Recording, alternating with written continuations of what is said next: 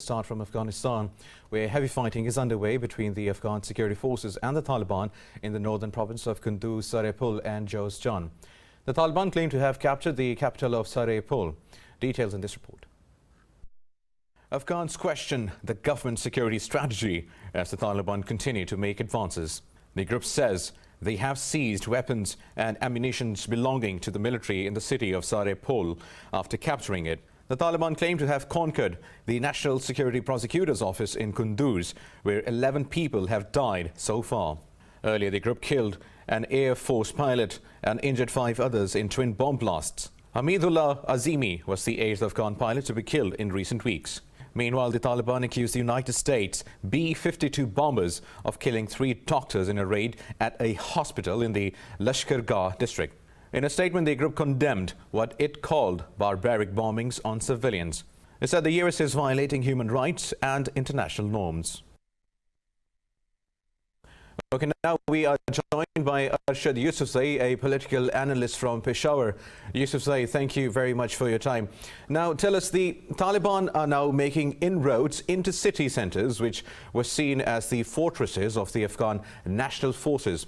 Tell us, how significant are these developments symbolically and strategically, and what would they mean for the people of Afghanistan?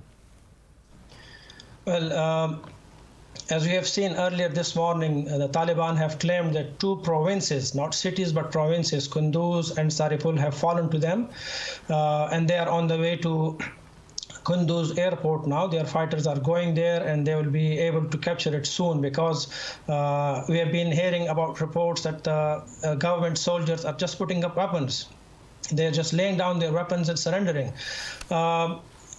This is now the 4th major city in the past 48 hours that has fallen to Taliban, starting with Zaranj in Nimroz, that is connecting Iran with Afghanistan. And it was one of the most important border crossings for Afghanistan because all the fuel supply from Iran is through Zaranj, and then secondly through Heratan. So effectively the Taliban have now cut off Afghan government or the Kabul government from any road line connections with Iran, and it means that the fuel supply from Iran is stopped now. Secondly, these are now cities that the Taliban are capturing. They have captured Zaranj, they have captured Shabarghan yesterday. That was one of the strongest places for them because of Dostum's militia. They have captured 2 provinces this morning, and they are pushing for fighting. The fighting is going on in Helmand and Herat and Kandahar. Now, the Taliban claim, we still have to verify this, but they claim that in their cities, where they are now in power, the people are happy and they are cheering, they are welcoming them, and the Taliban have restored peace, which they believe or they claim was missing because the forces were corrupt and they were really ineffective in controlling the situation in the cities they were there. So I believe that the Taliban are still following the policy of cutting off the Afghan government from all border crossings with other countries. Afghanistan is now only relying on Torkham with Pakistan and Heratan up in the north with Uzbekistan. That is also, large fuel depots are there.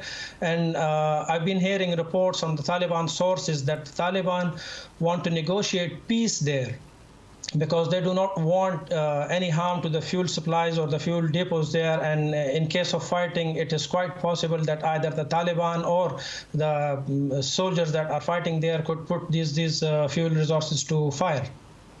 Right, Arshad, this is definitely a major blow to the Kabul government. Now, tell us, with the Taliban accusing the United States of killing civilians and hitting a hospital, are we back to square one of the Afghan conflict? I believe so, yes, because previously in 2001, there were the Taliban had no system or mechanism to verify their claims. But now they are so effectively using this social media. They are using mobile phones with videos from all these places where the US is bombarding cities. Like earlier this morning, they shared videos on their WhatsApp groups claiming that the US bombardment last night had hit a hospital and a school. The Taliban claims are verified with their people on ground sharing videos and also talking to people in the localities. I believe the US is repeating the same mistake, and it's not just them this time, it's also the Afghan Air Force. It's like a blind bombardment on cities, on civilians, schools, and especially targeting hospitals now. Well, that is big also now. Arshad, tell us, with the recent developments, do you see the United States is increasing its military role in the war-torn country once again? I believe they learned their lessons and they're not going to come back to the ground. But, they can effectively use their weaponry, that is the Air Force, to bombard the Taliban strongholds like they've been doing and occasionally getting successes, mostly killing civilians. But the United States is now staying away from Afghanistan, knowing that they cannot defeat the Taliban. But, their role cannot be diminished. They will still remain there, knowing that they cannot be harmed any further. They're relatively easy, in an easy place to continue their role in Afghanistan. But the Taliban are not happy with their role on ground as well. That is the diplomatic role the U.S. Embassy in Kabul is playing, accusing the Taliban of things that they have or have not committed without verifying facts. So the U.S. involvement is still there. They are still supporting the Afghan government as they said they would. The Taliban, on the other hand, they cannot fight the U.S. any longer because there's no presence on ground. But they are thinking of other ways of dealing with that. That could be like diplomatic ties in the future, or issues that can create for the U.S. aid agencies or people or agencies connected to the United States. Right. Arshad, also tell us, what do you believe is the biggest roadblock for the peace process and a political settlement in Afghanistan? Well, obviously, it is the fact that everybody is ignoring Pakistan. It's just like, if you compare it, it's just like back to 2001 in Bonn conference, that a conference is held and the major stakeholder, that is the Afghan Taliban, were not even invited there.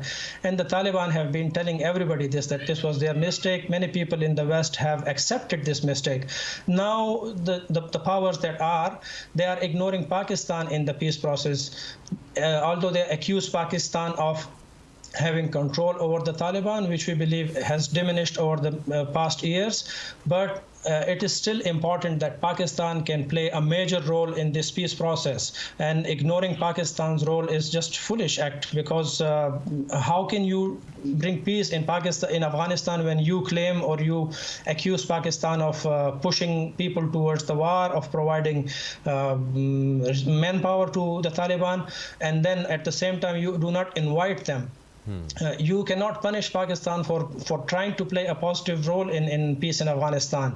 And you cannot certainly force anybody to come to your terms without giving them their due respect or their due credit for all the effort that they had been doing in the past. I believe involving Pakistan is important, and once Pakistan is there, serious efforts are put in by Pakistan, that is when we can see any progress in the peace process. And certainly me, you, and the entire world hopes for peace in Afghanistan. Arshad Yusufzai, political analyst, joining us from Peshawar, Pakistan. Thank you very much for talking to Indus News.